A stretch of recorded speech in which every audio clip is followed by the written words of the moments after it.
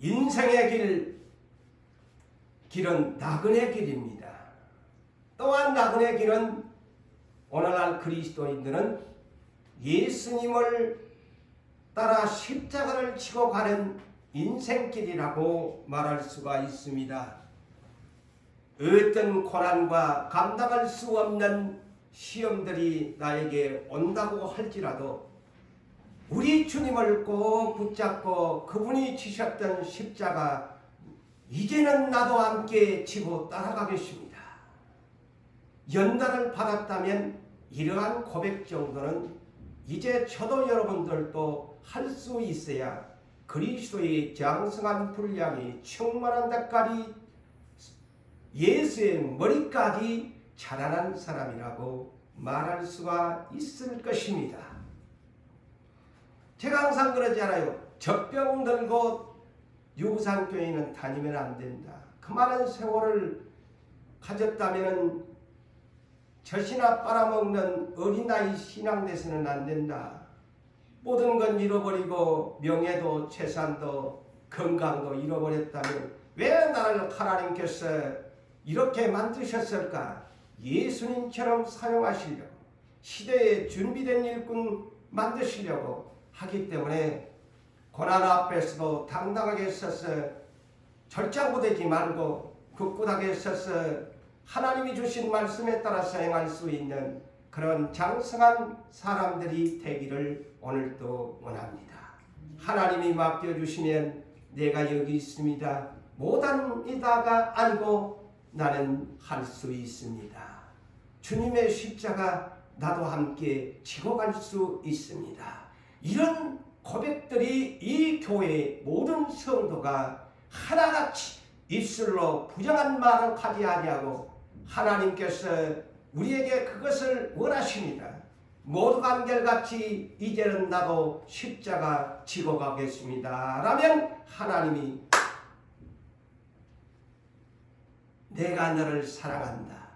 내가 이제야 너를 알았노라. 내가 이제야 나 경외하는 줄을 알았노라고 아브라함처럼 인정하고 하나님이 주시고자 하는 축복을 여러분들에게 맡겨주실 것을 할렐루야. 아멘.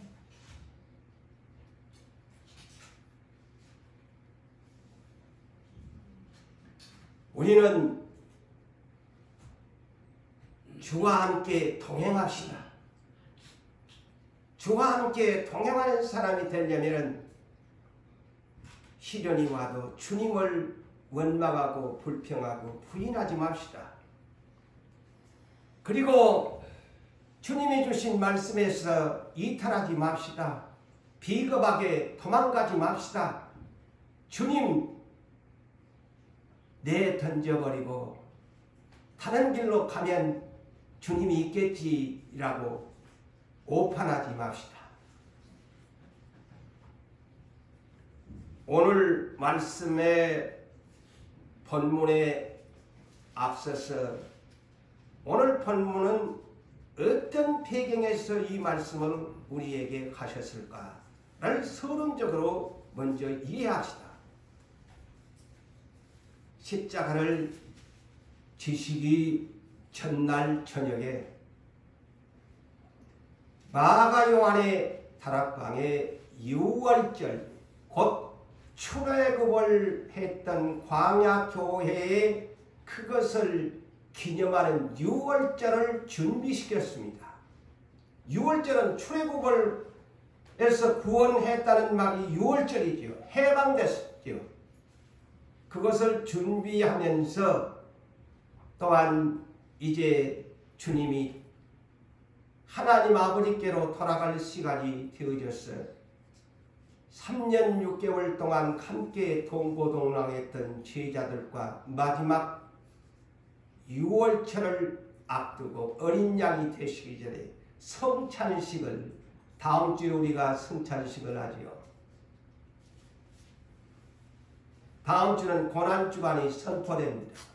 그래서 오늘 십자가에 대한 바른 이해를 여러분들이 하셔야 고난주간에 동참할 수 있기 때문입니다.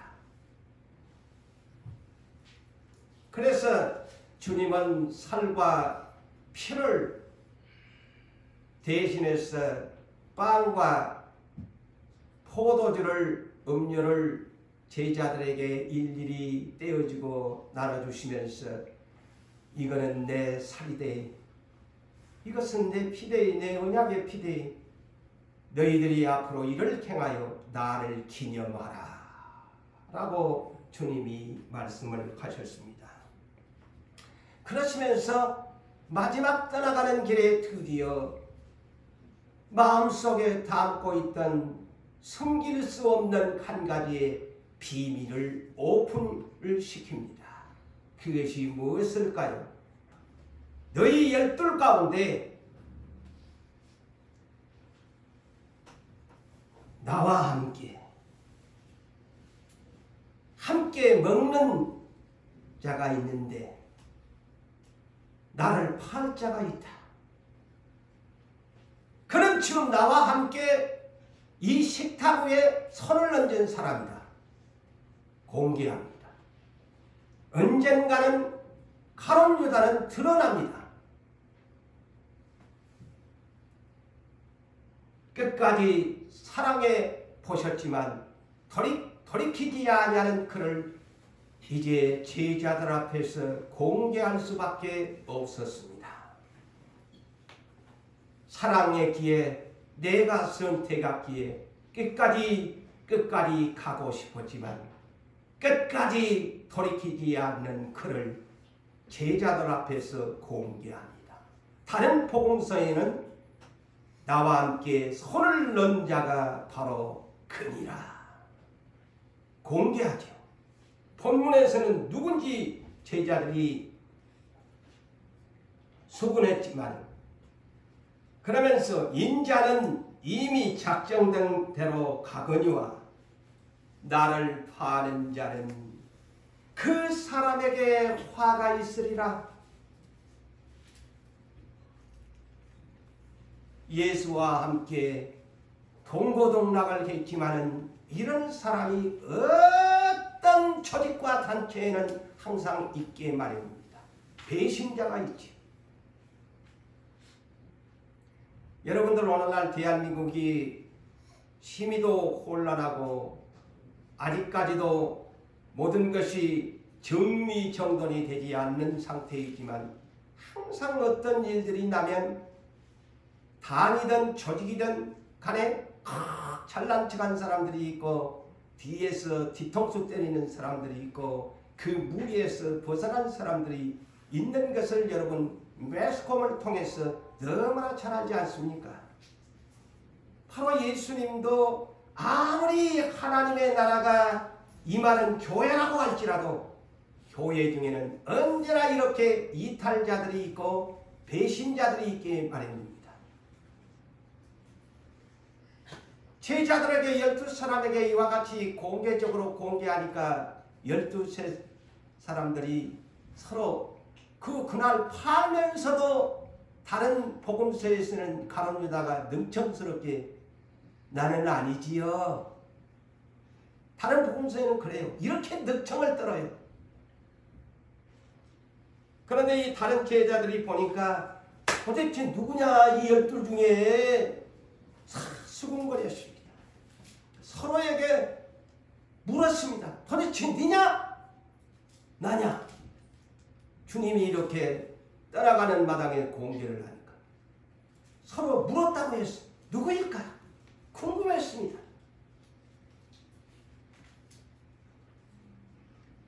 그러면서도 이 와중에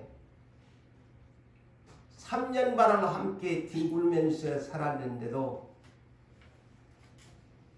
이런 소리를 듣고도 충격적인 두 번째가 기록됐어요. 뭐냐? 누가 우리 중에 12 중에 크냐? 누가 으뜸이냐? 누가 수제자냐? 이겁니다. 다르자면 누가 수제자냐 이거죠. 누가 크냐 했습니까? 예수께서 이르시되 저 이방인들의 임금들은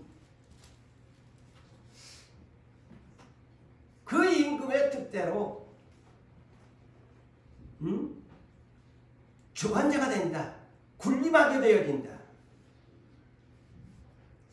그리고 또 그를 통해서 부림을 받는 집권자들은 한결같이 그들을 향해서 당신은 나의 은인입니다. 이렇게 칭함을 받는다. 그렇지만은 너희는 누가 크냐고, 누가 수제자냐고, 누가 넘버1, 넘버2, 넘버3냐 이렇게 말하겠지만 너희는 그렇지 않다. 교회에서도 마찬가지입니다. 물론 실세상 담임 목사가 있어서 넘버1이라는 것을 붙인다면, 불가분 붙인다면 그렇게 말할 수 있지만 하나님 나라에서는 네가 비록 담임 목사의 넘버1의 자리에 있어도 네가 큰 자가 아니다는 것입니다.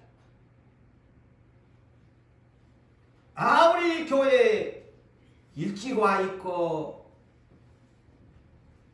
수십 년간 이 자리를 지키는 사람이라고 해도 그 사람이 넘버1의 자리에 있는 것 아닙니다. 주님은 그렇지 않다라고 말씀합니다. 세상에서는 서열적인 것을 원하죠. 짐승의 세계에서도 보니까 서열이 있어요. 그렇지만 하나님의 나라는 절대 서열이 없다.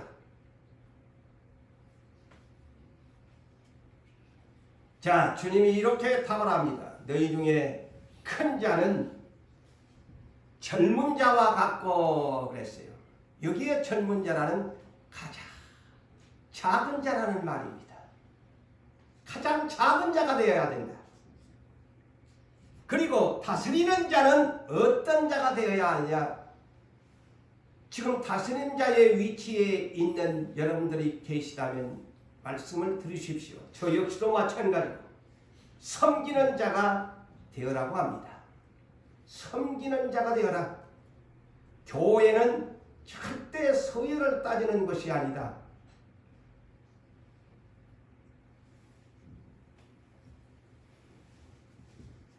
그러면서 이런 말씀을 합니다. 앉아서 먹는 자가 크냐? 앉아서 먹는 자가 크냐? 섬기는 자가 크냐? 앉아서 먹는 자가 아니냐? 섬겨서 서빙해주는 사람보다는 앉아서 받아먹는 사람이 안 크냐? 그 얘기입니다. 종이 주인을 섬기니까 음식을 대접하지요. 그래서 종은 앉을 수가 없어요. 종은 서서 주인에게 서빙해 주어야 합니다. 이거는 세상의 이치다. 앉아서 먹는 사람이 당연히 세상 나라의 서열에서는 크다. 그러나 나는 섬기는 자로 너희 중에 있느니라.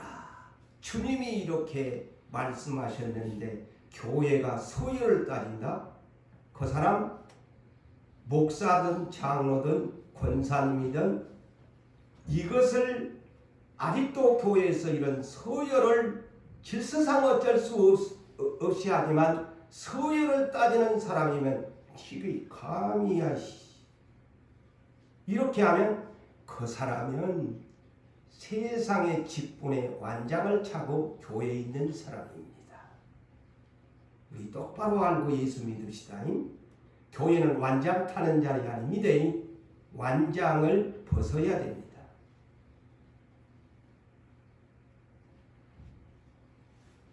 그래서 마가복음 10장 43절에서 45절에 더 구체적으로 말하지요. 누구든지 크고자 하면 섬기는 자가 되어라. 너 넘버원 으뜸이 되고 싶나? 종이 되어라. 나는 인자가 온 것은 섬김을 받으려고 한 것이 아니고 많은 사람의 대속물, 희생물, 십자가 지려고 왔다 그랬습니다. 그것이 예수님 믿는 사람들에게 주는 주님의 정답입니다.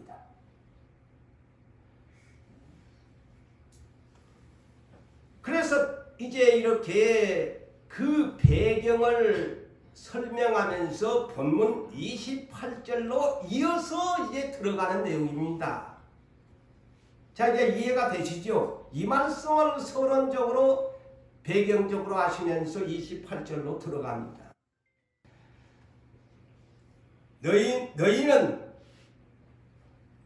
나의 모든 시험 중에 항상 나와 함께한 자들인즉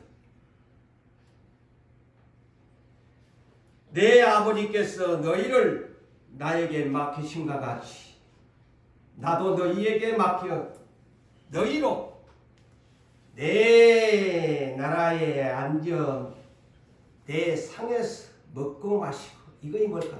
새 하늘 새 땅에 가서 그렇게 마실 것을 약속합니다. 부활에서, 이 땅에서의 내용이 아닙니다.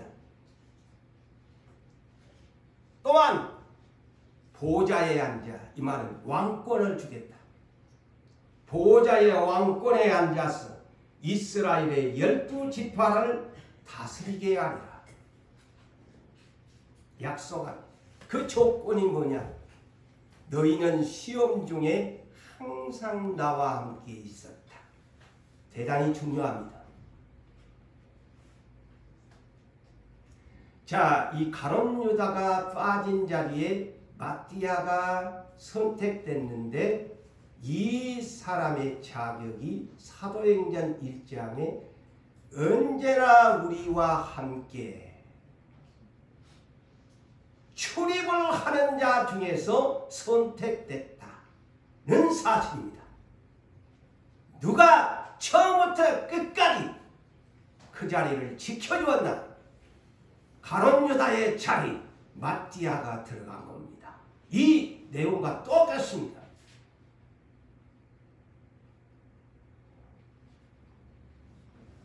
한마디로 말하면 신앙의 지조가 있는 사람, 어떤 환난과 바람이 불어도 쭉정이처럼 날아가지 않은 사람이 하나님이 원하시는 자리에 너희 12사람 새 하늘과 새 땅 새 예루살렘 성에 입성할 때에 이스라엘의 12지파를 다스리는 왕권의 보좌에 앉혀주겠다.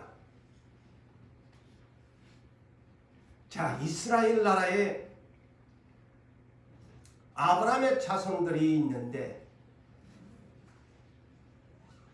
자, 얼마나 특권의 은혜를 받은 사람이에요. 수천 년의 역사 가운데요, 모세도 있었고 엘리야도 있었고 수많은 사람들이 있었는데 최종 이스라엘의 12지파를 다스리는 왕권은 누가 갖느냐? 12제자가 갖는다는 이 놀라운 사실을 아셔야 합니다. 그게 하나님의 주권이요, 하나님의 뜻이에요. 모세가 큰 줄 알았지요? 아닙니다. 최종의 왕권은 12사도가 이스라엘의 지파를 다스립니다.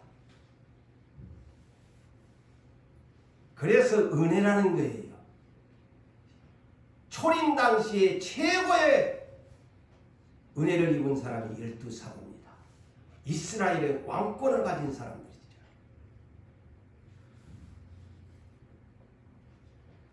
하물며 마지막 시대에 사용되는 일꾼들 얼마나 복이 있을까요? 아마 여러분 지금 가슴속에는 돈이 있어야 되지 하지만 이런 영적인 축복을 상상하지를 못할 것인데요. 이 12지파를 보면서 상상하세요. 그게 하나님의 은혜와 특권입니다. 그 복을 현실에 빠져가지고 개밥그릇 던져버리는 사람 가장 나중에 후회합니다. 후회합니다.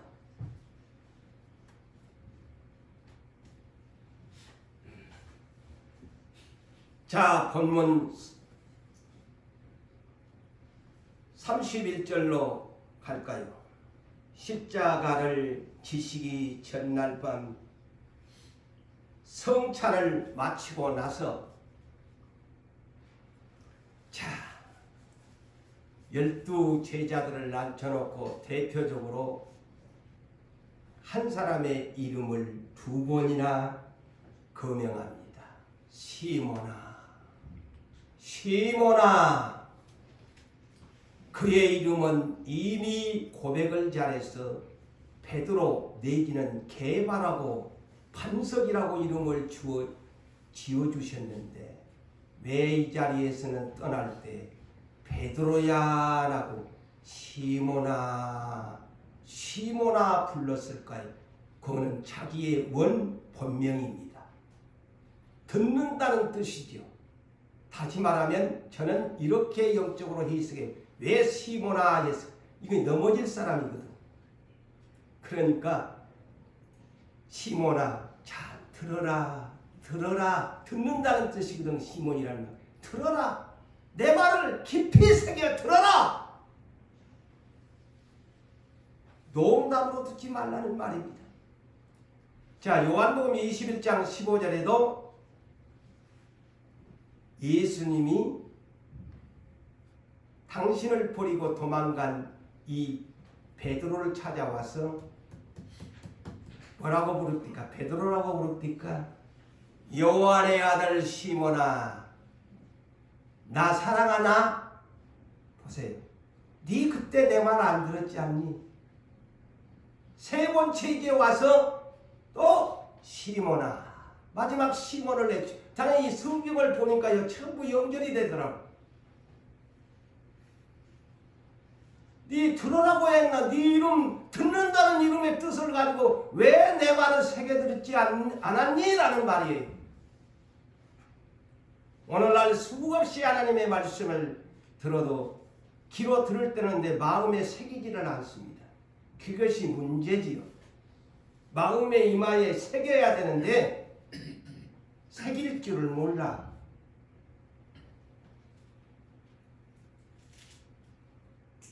그러면서 시몬아 시몬아 네 잘 새겨 들으래. 네 이름값 해래. 이름값 해래. 시몬이라는 이름이 들어라 들어라 들어라 듣는 자라는 뜻이면 내 이 말을 너에게 반복하면 잘 들어야지. 그러면서 뭐라고 합니까? 자 들어야 할 이유를 말합니다. 보라 사탄이가 너희를 밀을 추수할 때 밀을 까부러들 키질 안해놓고 너를 키질을 하려고 나한테 요구하고 있다 그랬어요. 사탄이 요구를 했어요. 하나님께. 자 누구를 생각? 욥과 하나님 사이에 사탄이가 하나님께 요구하잖아요. 한번 시험 한번 줘보세요. 욕하고 부인할 건데요 하잖아요. 여기도 똑같은 장면이야. 제가 이걸 보니까 요구하였다 나에게. 너희들 12사람을 지금 사탄이가 시험하려고 나한테 요구했다. 욕처럼 요구했다. 잘 들으라는 거지요. 유산교의 수없는 시간 시작부터 고난은 예수는 먼 발치에서 보고 성령과 교통만 할 뿐 너희와 왕래할 수 없는 고난의 길을 걷게 할 것이다. 88년 3월 8일 날 교회에 2달 만에 그 말씀을 하셨죠.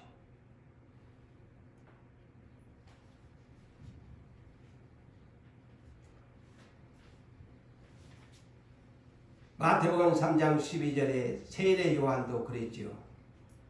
외치면서 뭐라고 합니까? 너가 예수님이 오시면 키질을 할 건데 키질을 해가지고 알곡과 쭉정이로 나눈데 너가 잘해래. 알곡이 돼야지 쭉정이 되면 불에 살라진대. 유대인들아 잘 들어라. 세례 요한이 해쳐주지 않아요. 키질하다. 여기도 똑같이 밀가부들 사탄이가 와가지고 12사람을 키질을 한대요. 나한테 요구를 해서 예수님이 이제 허락을 된 거야. 그래, 내 제자들 해봐라. 그러나 내가 너를 위하여 너희 믿음이 떨어지지 않도록 내가 기도하였으나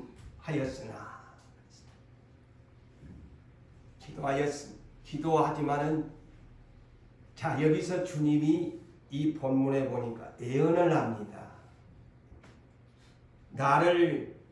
너는 돌이킨 후에 너의 형제를 굳게 하라. 내가 사탄이 요구한 대로 들어주어서 너희를 사탄에게 한번 까불어 봐라고 해서 나는 안심이 안 돼서 너희를 위해서 기도를 했는데 분명히 너희는 나를 돌이킨다. 예언을 하잖아요. 돌이킨다. 배반한다는 것입니다. 돌이킨다는 이 말은 이 내용에서 배반한다는 거예요. 날아가 버린다는 거예요. 그렇지만 돌이킨 후에 다시 돌아와서 베드로야, 시몬아, 너 나머지 11사람 네가 수제자이니까 굳게 붙들어 줘야 된다라고 미리 예언을 합니다. 미리 예언을 합니다. 네가 수제자로서의 저 나머지 형제들을 네가 챙겨야 된다.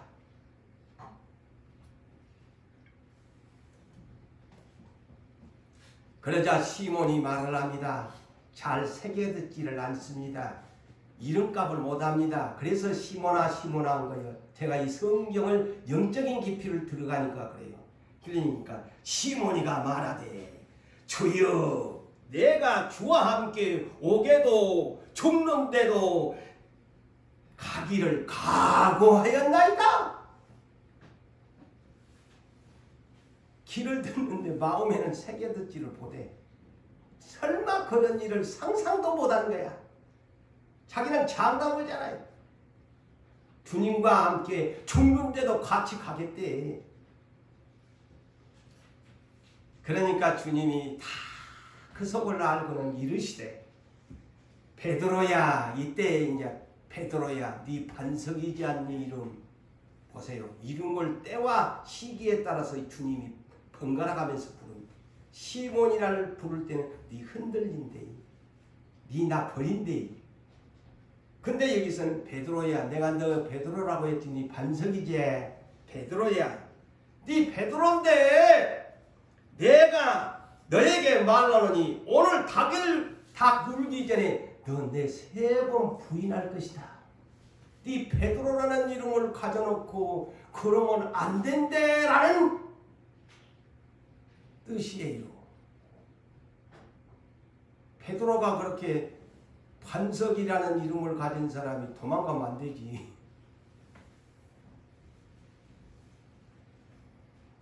다른 마태복음 26장 31절로 35절에 이 장면을 마태는 이렇게 기록했습니다. 제자들에게 이르시기를 오늘 밤에 너희가 다 나를 버리리라.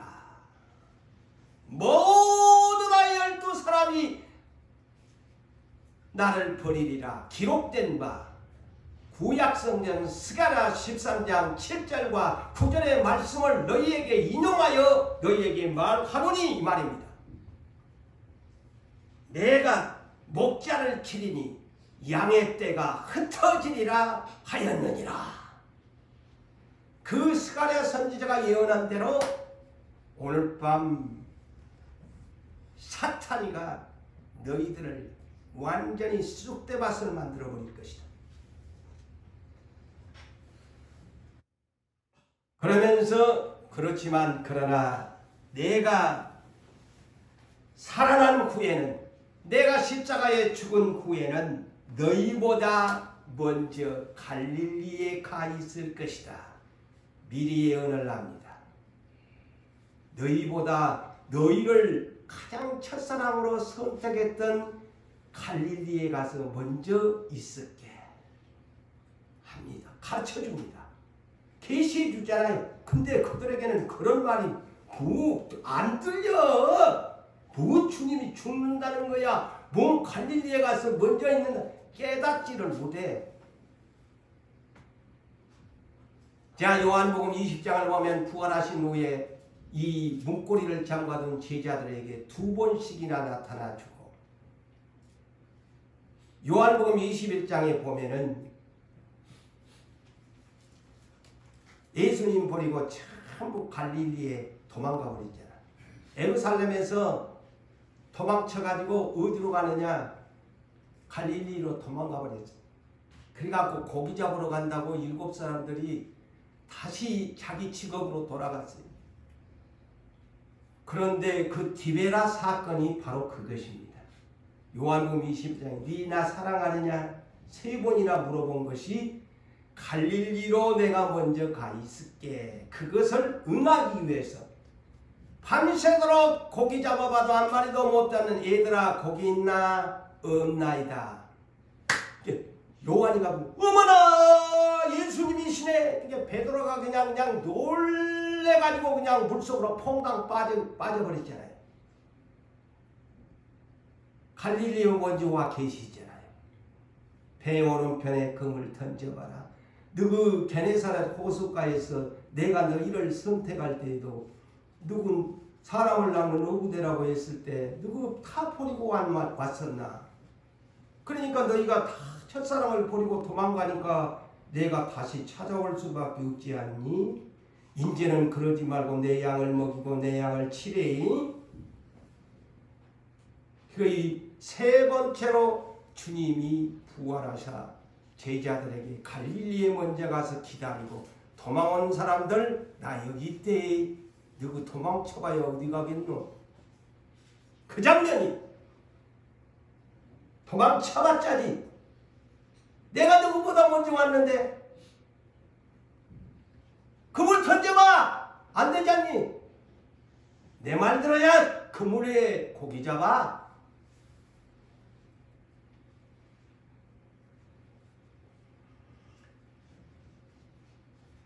그런데 이 사람들이 어때요? 아까도 그 얘기했지만은 베드로가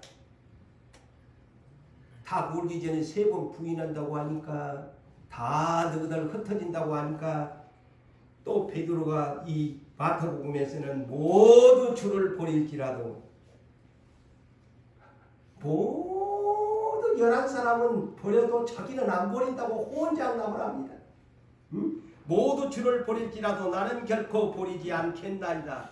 내가 주와 함께 죽을지언정 주를 부인하지 않으리이다. 그러니까 이구동성으로 나머지 제자들도 나와 이하 동물입니다. 똑같이 말했더라고. 그렇게 기록되어 있습니다. 베드로처럼 똑같이 오게도 가겠대. 이런 시련 없이는 그러니 주님이 사탄한테 맡겨보지요.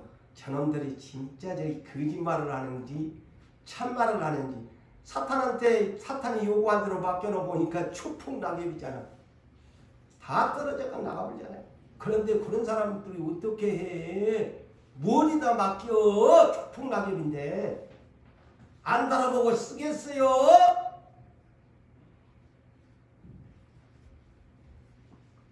전부 쭉정이들 밖에 안 되는데 날아가 버리는데. 모두 다 도망쳐 버렸습니다. 사탄이 웃을 수밖에 없었습니다. 응? 사탄이 웃을 수밖에 없었어요. 아이고, 주님의 제자들 하나는 배신자고 돈 주고 팔아먹는 놈, 11것들은 혼장담했더니만 11개도 전부 알은 하나도 안 들고 쭉정이들만 키워놨네. 보소서 당신의 제자들이 무슨 당신의 제자입니까? 아마 사탄이가 예수님을 조소했을 것 같아요. 밤낮 참수하는 자가 계시록 12장에 말이 사탄이라고 하잖아요. 사탄이가 깔깔깔깔 예수님 앞에서 예수님 광야에서 시험했던 그 사탄이가 또 나타나가지고 아이고 3년 반 헛제자 양성했네요. 보세요 보세요 한 놈도 없네요. 여러분 성경에는 그렇게 안 기록되어 있지만 사탄이가 그랬을 것입니다. 그러니 주님이 떠나질 수가 없지요. 40일 동안이나 다시 제자들을 일일이 만나가지고 야 누가 그러면 안 돼. 너희들 그러면 되겠니?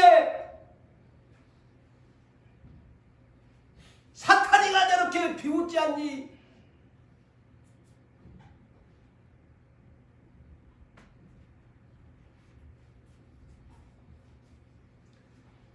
다 입으로는 큰 소리 뻥뻥 쳤더니만 막상 환난의 바람 주보니까 다 도망가 버리고 지뿐이고 뭐고 자기들이 지난날 벌어먹었던 직업으로 다시 다 돌아가 버리고 말았습니다.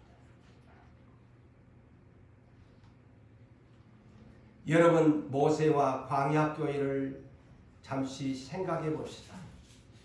출애굽을 시켜주었어요. 해방을 시켜주었어요. 가나안 땅을 약속으로 주었어요. 그렇지만 하나님께서 그들에게 40년 동안 테스팅을 했어요. 낮추시고 시험하셨다. 그런데 참 성경을 보면 허무한 점들이 많아요. 하나님 쪽에서 굉장히 허무했을 것 같아요. 출애굽을 지켜가지고 약속의 가나안 땅을 두고 40년 했더니만 20세 이상 모두가 불합격자야. 두 사람만 남았잖아. 여호수아 갈렙만. 20세 미만만 하나님이 약속한 땅이라서 안 들여보낼 수가 없어서 처음에는 하나님도 안 간다고 그러잖아요. 모세가 가십시오 가십시오. 하나님이 안 가시면 어떻게 하면 하나님이 안 간다고 그러잖아요. 가나안 땅. 이 모세가 막 나를 차라리 생명책에서 내 이름을 지워버리시고 주님 갑시다. 함께 갑시다. 그러니까 모세 기도를 그래 네 기도를 듣고 내가 가겠다 하잖아요. 그의 출애굽기 33장부터 시작되는 내용이죠.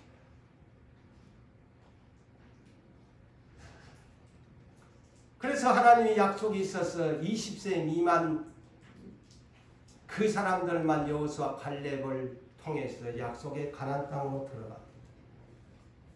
자, 예수님의 3년 반의 사역 가운데 수많은 인파들이 주님을 따랐습니다.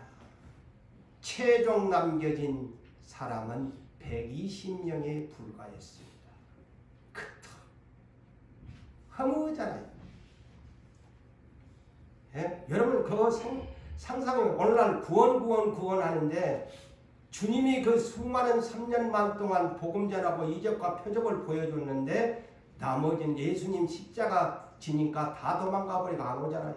부활까지 보여줬는데도 안 오잖아요. 120명밖에 없어요. 120명으로 다시 종잣씨 씹어가지고 오늘날 초대교회 복음이 온 지구촌에 지금 퍼졌어요.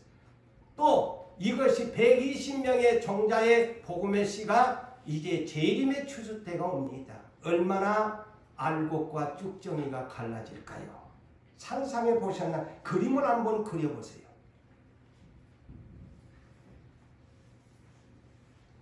제가 그러잖아요. 이번 금요일에도 왜 오늘날 대형교회도 있고 많은 교회들이 크리스찬들이 많은 것 같지만 정말 그들이 교회 오는 목적이 뭐냐? 정말 하나님 나라의 소망을 가지고 오는 것이냐? 자기의 육체의 건강을, 자기의 육체의 비법적인 신앙을 오느냐? 아니면 사람과의 인간관계를 하기 위해서, 장사하기 위해서 오느냐? 인간의 발을 넓히기 위해서 오느냐?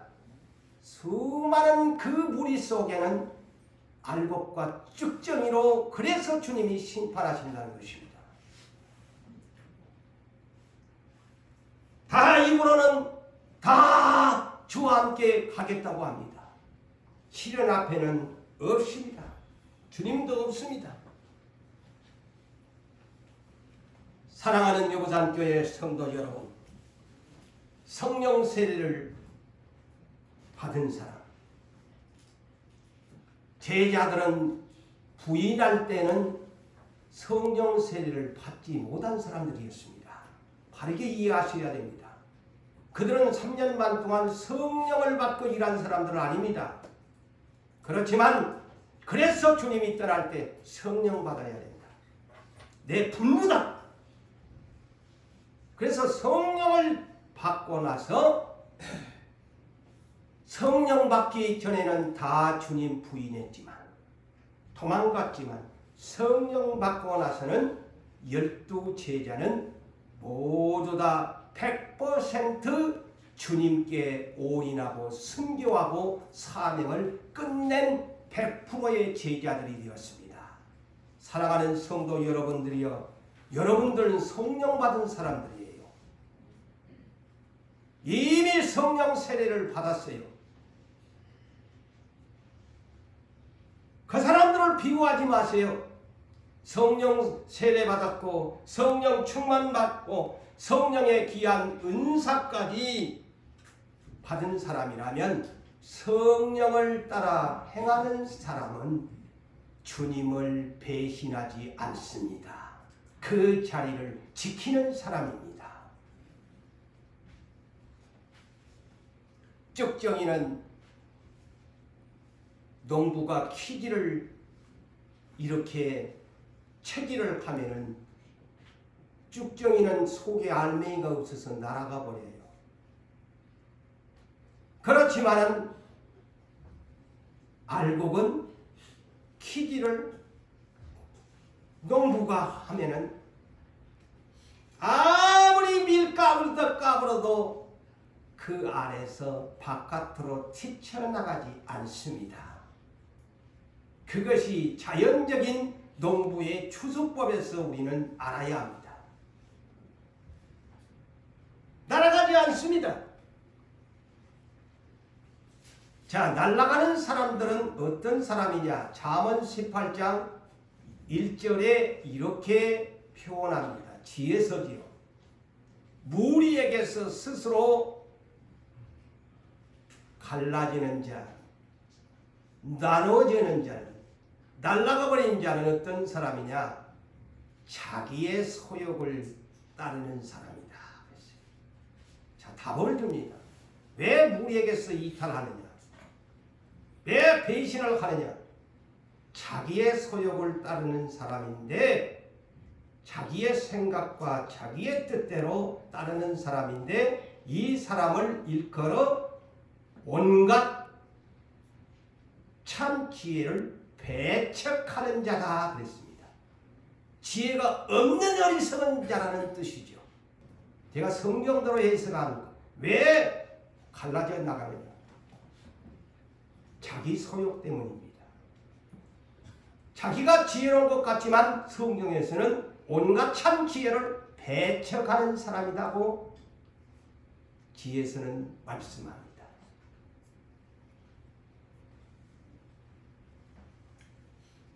아무리 귀한 성령의 은사를 받았다고 자칭할지라도, 아무리 귀한 교회의 직분을 받았다고 할지라도 자기의 교회의 자리를 지키지 못하고 이탈하는 것은 사탄에게 나는 가볍습니다. 나는 못 견디겠습니다. 사탄의 키질 앞에 나는 견딜 수가 없어서 나갈 수밖에 없다는 것을 사탄에게 보여주는 것이고, 주님에게는 너는 알곡이 아니구만, 너는 쓸 가치가 없구만, 그것을 판결하게 하는 결과가 초래됩니다. 진리의 영, 모든 진리 가운데로 인도하는 예수 그리스도의 영, 보혜사 성령을 받은 사람은, 정말 진리의 영 성령을 받은 사람은 어떤 시련 앞에서도 예수님 모델로 삼으시고 자로나 무로나 치우치지 않습니다. 그것이 분별하는 영입니다. 오늘날 수많은 사람이 은사를 받았습니까? 수많은 사람들이 귀한 교회 직분을 받았습니까?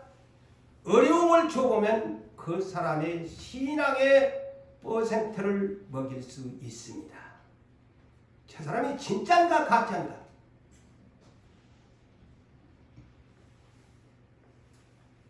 말씀 앞에, 거울 앞에 서 봐야 합니다. 동행자는 주님과 동행자가 되려면 주님과 뜻이 같아야 합니다. 주님과 동행자가 되고 싶으시다면 주님의 뜻에 함께 가셔야 동행자가 될 수 있습니다. 왜 하나님께서 사울을 패하시고 다윗을 세웠을까요? 그는 비천한 신분의 목동에 지나지 아니한, 오늘날 세상적으로 말하면 그 사람은 스카이 대학을 나온 사람도 아닙니다. 훌륭한 가문의 사람도 아닙니다. 그의 직업은 겨우 그 형제 중에서 들판에서 양이나 치는 비천한 신분에 지나지 않은 사람이 이스라엘의 유명한 왕관을 쓸 수 있었을까요? 그는 하나님 보시기에 중심이 바로 서 있었기 때문입니다. 그래서 사무엘 16장 7절에 하나님이 선지자에게 말하기를, 사람은 외모를 보고 너도 외모를 보지만 나 하나님은 사람의 중심을 본단다. 그래서 사도행전 13장 22절에 이렇게 하나님은 표현하십니다. 다윗은 내 마음에 맞는 사람. 왜 마음에 맞느냐? 내 뜻을 다 이루어줄 사람이기 때문이다. 지 뜻을 위해서 사는 것이 아니고 하나님의 뜻을 위해서 살 사람이란 그 마음의 중심을 하나님이 보신 것입니다. 그러므로 사랑하는 성도 여러분들이요, 주님 뜻대로 살아야 예수의 가족이 됩니다. 주님 뜻대로 살아야 하나님의 자식이 됩니다. 예수가 그렇게 순종하고 복종하셨기 때문입니다. 그래서 아모스 3장 3절에 이렇게 말씀합니다. 두 사람이 뜻이 같이 할 때에 동행자가 될 수 있지 않느냐 그랬습니다. 이 답입니다. 왜 주님의 곁에서 떠납니까? 주님의 뜻을 따를 수 없기 때문에 벗어납니다. 아무리 주님이 약속을 내줘도 나는 당신의 약속을 못 믿겠습니다.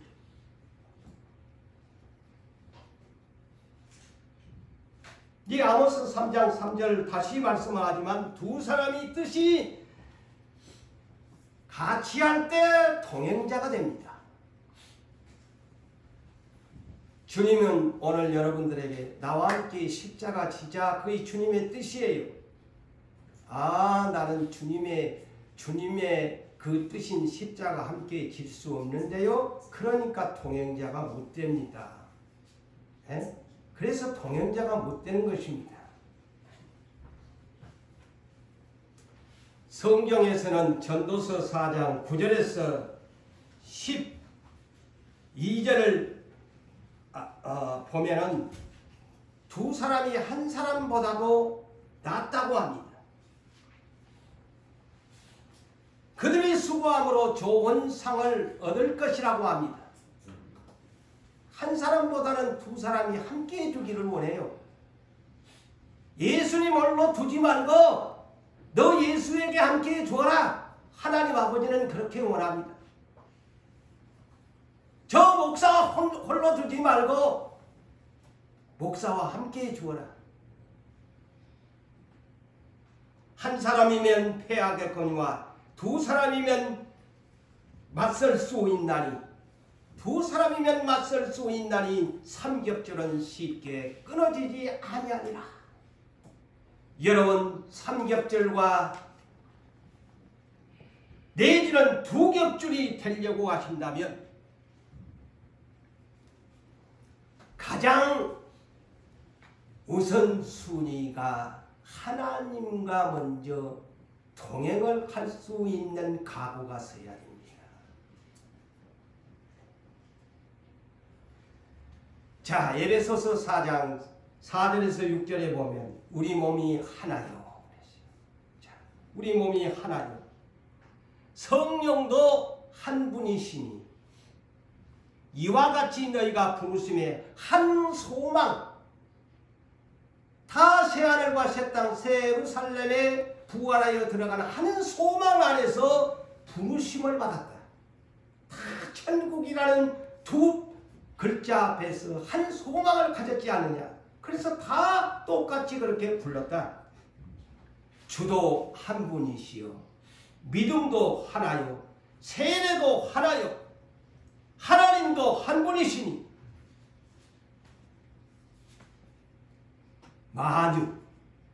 만유는 다른 말로 우주 만물을 뜻하지요.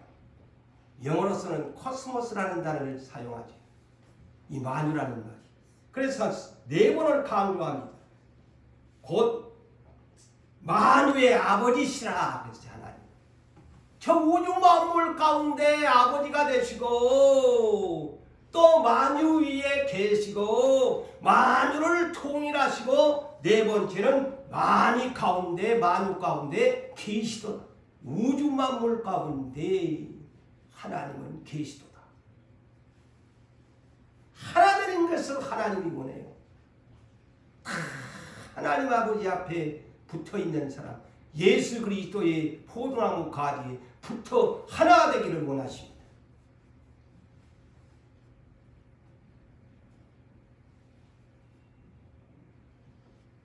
하나님과 동행자가 되려면 믿음으로 이긴 자만이 가능합니다. 이기지 못하면 마귀한테 맨날 지면은 동행자가 될 수가 없어요. 마귀는 오늘 또 어찌하든지 여러분 주님과 동행하지 않게 떼어놓으려고 하는 것이 마귀의 작전입니다. 네?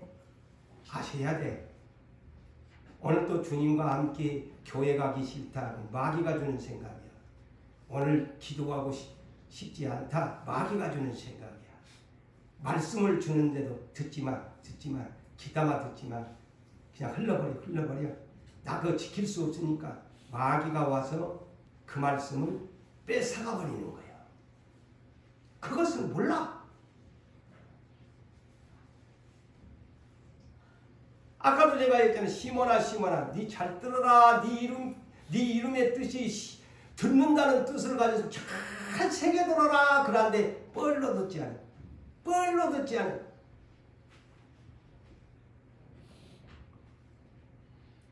우리는 주님과 동행자가 되려면 이겨냅시다. 어떤 시험에 사탄이 가지고 주는 바람 앞에서도 날아가 버리는 쭉정이가 되지 맙시다. 그 예수님 손 안에 안곡으로 남아야 돼. 예수님 손 밖으로 벗어나면 쭉정이야. 마귀의 밥이야. 자, 성경에 보면 주님과 함께 동행한 사람들을 소개합니다. 이는 창세기 5장 22절에서 24절에 보면 인류의 최장수자를 낳은 에녹이지요. 그가 나이 65세에 969살 인류의 최장수를 산 무두셀라를 낳은 후 300년 동안을 하나님과 동행했다.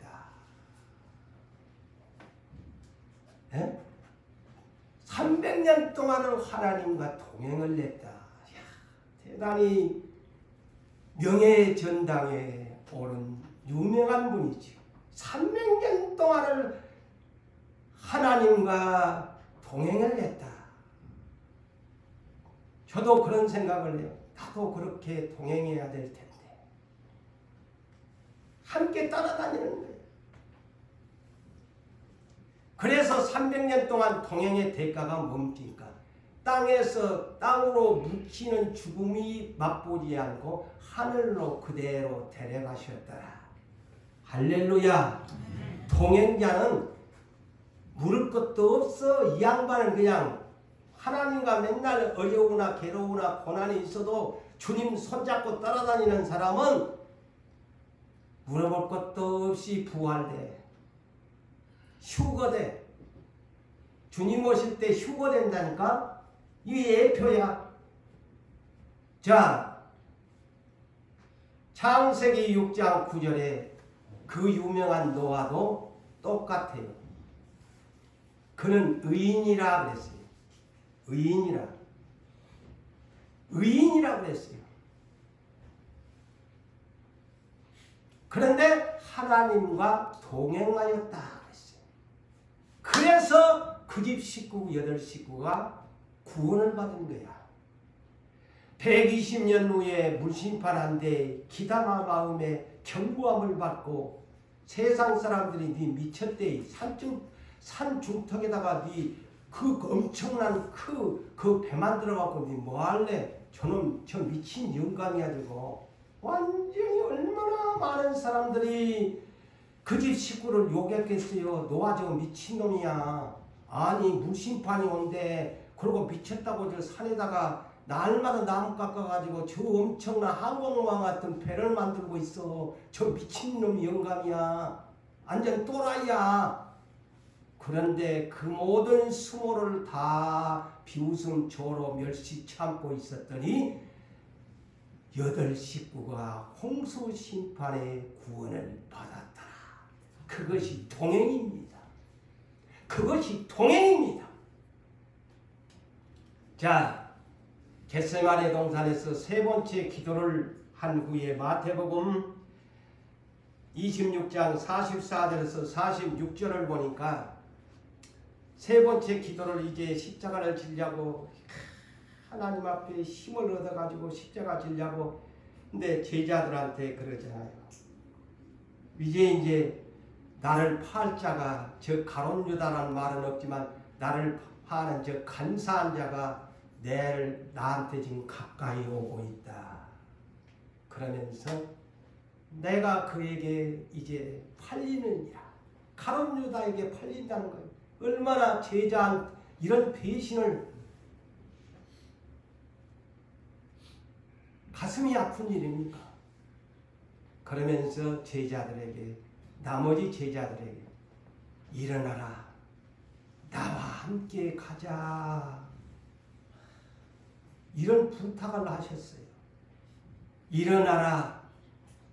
이제 그만 자라. 기도 좀 해라. 기도도 못하고 일어나라. 나와 함께 십자가 지로 함께 가자. 다 도망가보자. 십자가 지고 함께 가자는데 다 도망가보자.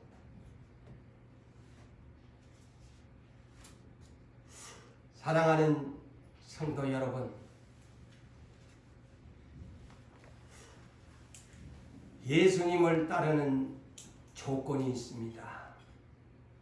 이는 누가복음 9장 57절에서 62절을 참고하십시오. 주님이 당신과 함께 가는 제자들을 모으실 때에 나를 따르라. 영어로 follow me. 나를 따르라. 분명히 그렇게 하면서 부르십니다. 제자들도 그래서 따라왔고 오늘날 여러분들도 follow me. follow me. 나를 따라오너라. 함께 가자. 그러니까 세 부류가 있어요. 교회 안에. 물론 안 따라온 사람은 그 부류에 들지도 않는 사람입니다. 그런데 교회 안에 세 부류가 있는데 어떤 부류일까요? 이 누가복음에서 가르쳐줍니다. 자, 항상 우선순위를 하나님께 둔 사람이 있고 하나님께 두지 않는 사람이 있어요. 언제나 그 사람의 언어는 첫 언어가 뭐냐? 나로 먼저입니다. 나로 먼저. 우리 아버지가 죽었는데 장사를 치르고 나서 따르겠습니다. 그 사람의 조건부는 나로 먼저입니다. 성경의 단어가 그렇습니다. 나로 먼저 우선순위가. 우리 집 장례식 따르라고의 명령이 내렸는데 나로 먼저 가서 우리 아버지 장례식 후에 따르겠다는 거예요. 두 번째는 부유. 팔로우미. 네 아무개야 내 명령 따르라 하니까 나 우리 마누라도 보고 와야 되고 자식 새끼도 보고 와야 됩니다. 작별 인사를 안 했거든요. 근후에 따르겠나이다. 그러니까 주님이 뭐라고 했겠어요? 농부에 비유합니다. 손에 쟁기지를 밭을 갈고 있는 놈이 뒤를 돌아보셔야 되겠나? 하나님 나라에 합당하지 않되 이렇게 말씀하십니다. 세 번째 부류는 어떤 분일까요? 12 제자처럼 배도 그물도 가족들도 아버지도 버려두고 팔로우미 하니까 다 따랐더라.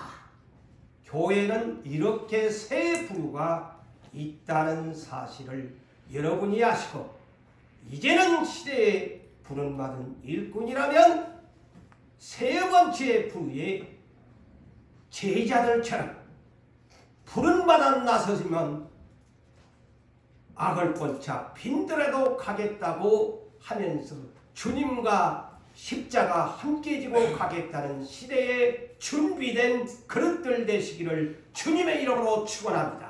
아멘.